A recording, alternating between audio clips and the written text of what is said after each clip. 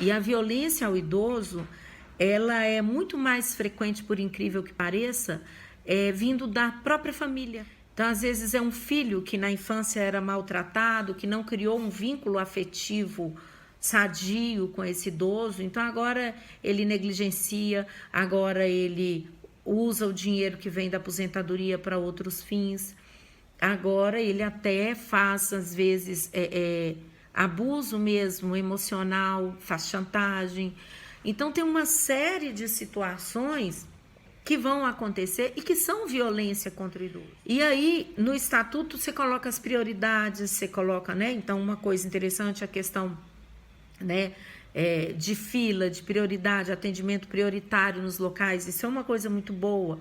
E lá, desde aquela época que começou-se a sinalizar para isso. Até então não tinha. Então, é uma coisa que veio necessária para atender uma necessidade que já era preemente, uma necessidade que já estava explodindo, e aquilo veio como uma resposta para organizar aquilo. Então, foi útil, foi essencial, mas ele sozinho não dá. O idoso omite, porque tem medo de falar e de ser agravada a situação da violência quando ele fala isso. E muitas vezes ele é dependente daquela pessoa. A denúncia, ela deve ser feita. E, na verdade, você pode denunciar na delegacia do idoso, né? E aí tem a promotoria, tem isso tudo que vem junto, o Ministério Público. E eles fazem, primeiro, uma avaliação da situação, eles tentam formar uma rede de informação e de apoio com vizinhança, com pessoas que tenham contato, com outros familiares. Então, essa rede de apoio, ela é a primeira opção que é procurada por parte do Ministério Público. O idoso recebe visitas de assistente social e essa denúncia que o médico faz, ela é obrigatória. A gente, pelo Conselho de Ética, a gente tem que fazer e pelo Estatuto também a gente tem que fazer. E muitas vezes a gente tem insegurança de fazer por causa de medo dessa situação piorar lá para o idoso, mas não vai piorar porque, a princípio, tem o suporte que vai ser formado e o acompanhamento feito pelo Ministério, eles vão procurar intervenções viáveis, e por medo também de que se fale, de que o paciente saiba, de que a família saiba que quem denunciou foi você. Isso também não procede, porque a denúncia, eles não falam quem fez a denúncia, tá?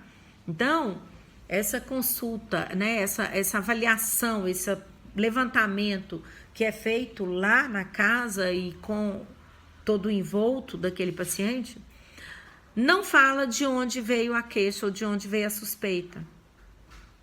Então, você não precisa ter esse medo, o sujeito não precisa ter esse medo de que as coisas virem o contrário. E essa denúncia tem que ser feita. No entanto, ela ainda é pouco feita. O médico, eu mesmo como médico, passo por essa situação às vezes, né? Então, eu vou contar para vocês uma prática. Agora, eu tô com um paciente que é paciente de um grupo de terceira idade que eu tenho trabalho em conjunto, e eles me encaminharam um paciente que eles achavam que estava deprimido. Esse senhor veio à minha consulta, depois eu fiquei sabendo que veio após muita insistência da chefe lá do grupo do terceira idade, que a família não queria trazer. Ele mora sozinho com o cuidador e os responsáveis por ele são umas sobrinhas. Tem 2 sobrinhas que têm mais relação, não sei se tem outras pessoas na história. Essa sobrinha veio, inclusive, na consulta com ele, me pareceu muito sensata, muito tranquila, com uma relação boa com ele, mas pronto, não voltou no retorno. Eu pedi para procurar um psicólogo, porque ele estava realmente com um quadro de depressão importante, também não foi procurado psicólogo. Ainda liguei algumas vezes, insisti, porque não vieram no retorno, liguei para saber para quê, liguei para cobrar do psicólogo, sempre tinha uma desculpa, não tinha tempo, não tinha, estava olhando, não tinha como fazer o transporte para ele ir até o psicólogo, sempre tinha alguma, no dia de voltar na minha consulta teve um contratempo. Então, essas situações me trouxeram uma certa desconfiança, e aí apurando, nós acabamos descobrindo, na verdade, que esse idoso, ele tinha uma relação, na verdade, uma relação homossexual de anos, e ele começou a demenciar. A família do marido, do companheiro, começou a explorar ele financeiramente. A família dele viu que estava acontecendo isso, tirou ele da casa e colocou ele num outro apartamento, longe daquele no qual ele tinha vivido lá 30, 40 anos da vida, não sei a certo. Ele teve uma queda emocional, uma repercussão funcional e emotiva enorme disso.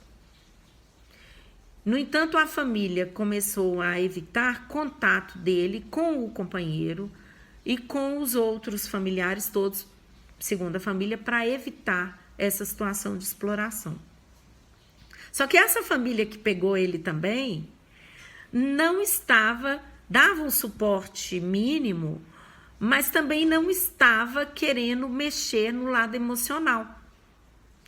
Então, não queria, por exemplo, não procurou psicólogo, não voltou na consulta, queria só um mínimo, mas não estava preocupado realmente. A cuidadora chegou a relatar que ele chorava todas as noites. Ele estava ainda com um quadro depressivo importante. No entanto, a família estava negligenciando isso, porque talvez o principal que a família queria fosse, talvez o principal que a família estivesse querendo fosse proteger o dinheiro, na verdade. E essa situação se repete muito. Em famílias de baixa renda, muitas vezes, a família inteira é dependente financeiramente do idoso. Então, eu já tive paciente hospitalizado que era promotor de justiça aposentado, lá com aquelas pensões, aposentadorias de 30, 50 mil por mês, e a família, eu tinha contato por telefone com 2 filhos, mas ele ficou uns 2, 3 meses internados, nunca vi esses filhos. Tinham 2 cuidadoras que se revezavam no cuidado do paciente. O paciente tinha uma demência avançada, já não tinha contato. No entanto, qualquer piora clínica que ele tinha que ir para o CTI. A família exigia que ele fosse para o CTI. Quer dizer, a família nem vinha visitá-lo, não tinha laço afetivo, mas a família queria que ele se mantivesse vivo, porque precisava daquele dinheiro dele. Então, isso caracteriza uma violência.